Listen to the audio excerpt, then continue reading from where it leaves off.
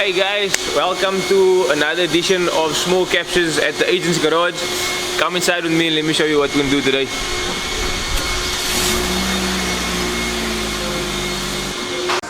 Okay, so over here we have one of our main guys. This is Austen. Austen, say hi to the guys over here. Guys. And Austen is doing a turbo replacement on this 2-liter TDI Caddy over here.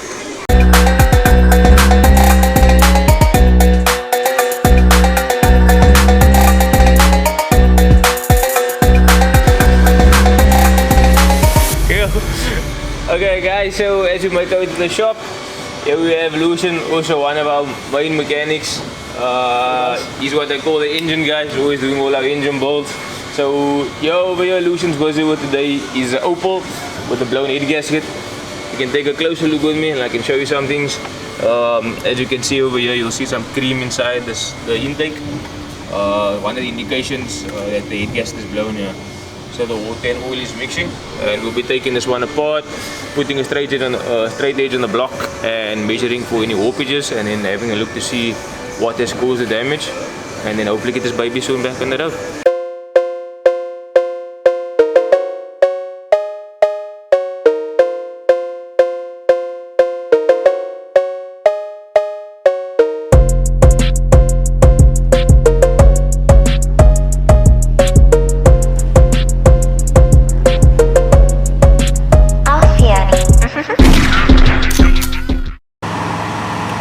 Hey, this guy always sneaks up on me.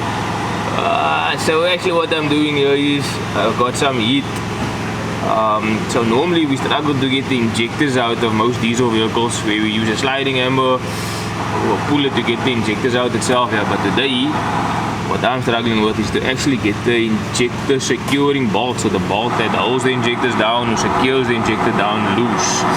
So if you look over there on this side, so far I've got one injector bolt loose and one injector out. And now at this moment in time I'm going through the rest of them, trying to get these bolts loose. And this is all to check. So there's nothing actually wrong with the injectors. The reason why we need to get the injectors out is to actually remove the cam housing to inspect the rockers.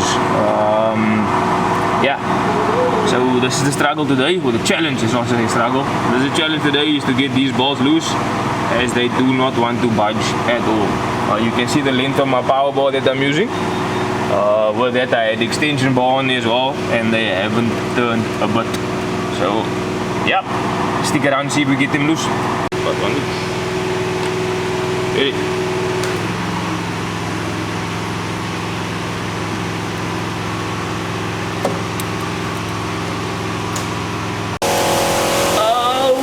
So coming back to my little problem child, so we managed to get the injectors out and loose. So now the next step is I'm going to take the cam belt off, get the rest of this bolts out of the cam housing, get the cam housing off, and inspect the rockers to see how bad the damage is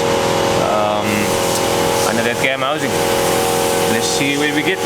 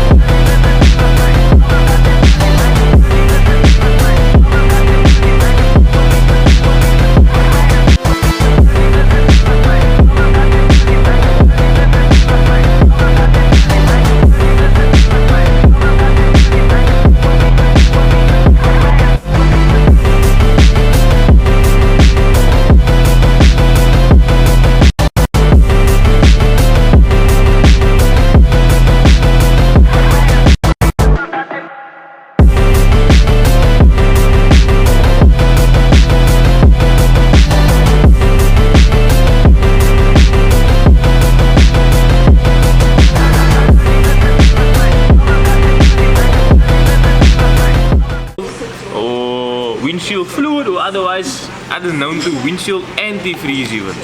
A lot of people don't know, some people use dishwashing liquid.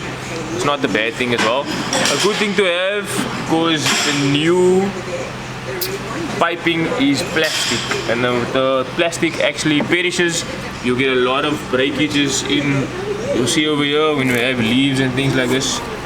on the piping. So this piping is actually insulated, it's not too bad. But some of the vehicles has no insulation on it. It's just a plastic. Normal water that's in there does perish it. They break and you get window washer problems. Even your window washer bottles develop pinholes and starts to perish. So windshield antifreeze, not a lot of people know about it. It's a good thing to have. It is part of our service when we do any service on the vehicle, whether it be the minor service or it's known as an annual service, major service, any service on the vehicle or in a vehicle inspection. We will add up or top up your window washer fluid with the antifreeze or the necessary fluid that's necessary for it.